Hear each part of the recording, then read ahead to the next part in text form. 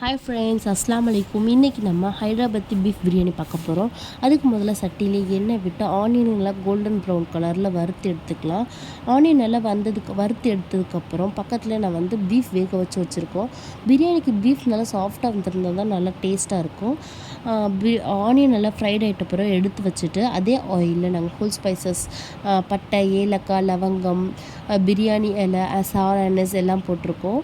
அதுக்கப்புறம் நாங்கள் ஆனியன் போட்டு நல்லா மசினோம். ஆயிலே நல்லா ஆனியன் கோல்டன் ப்ரௌன் கலரில் வந்ததுக்கப்புறம் நம்ம தேவையான இஞ்சி பூண்டு, பச்சை மிளகா, புதினா, கொத்தமல்லி, தக்காளி எல்லாம் போட்டுக்கலாம். ஹைதராபாத்தி பிரியாணிக்கு தக்காளி போடக்கூடாது.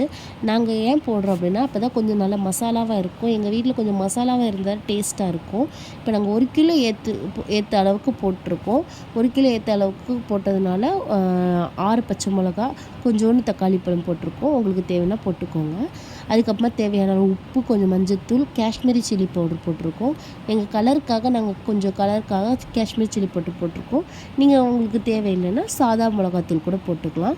பக்கத்து இன்னொரு பாத்திரத்தில் ஹோல் ஸ்பைசஸ் ஆட் பண்ணி தண்ணி வச்சுருக்கோம். நாங்கள் 1 கிலோ ரைஸ் அப்படின்றதுனால அதுக்கேற்ற அளவுக்கு தண்ணி வச்சுருக்கோம்.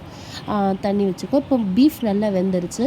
பீஃப் எப்படி வேக வச்சோன்னா, நல்லா உப்பு, மிளகாத்தூள், மஞ்சத்தூள், இஞ்சி பூண்டு போட்டு நல்லா 5 விசிலுக்கு விட்டு எடுத்து வச்சுட்டோம்.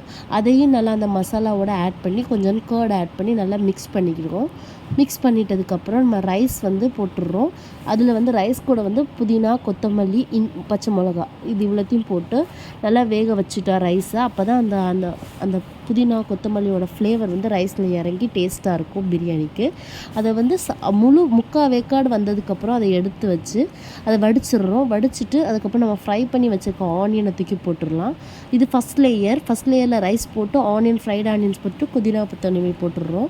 2வது லேயருக்கு அதே தான், ஃப்ரைட் ஆனியன் போட்டுட்டு புதினா, கொத்தமல்லி போட்டுட்டு ஃபுட் கலர் நாங்கள் ஆட் பண்ணியிருக்கோம். நீங்கள் தேவைன்னா சாஃப்ரான் மில்க் கூட ஆட் பண்ணிக்கலாம்.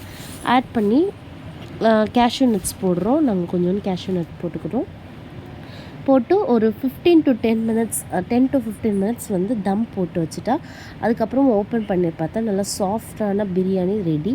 இதை சூடாக சர்வ் பண்ணலாம். செம்ம டேஸ்ட்டாக இருக்கும். நீங்கள் எப்படி இருக்குன்னு ட்ரை பண்ணி பார்த்து சொல்லுங்கள். தேங்க்யூ.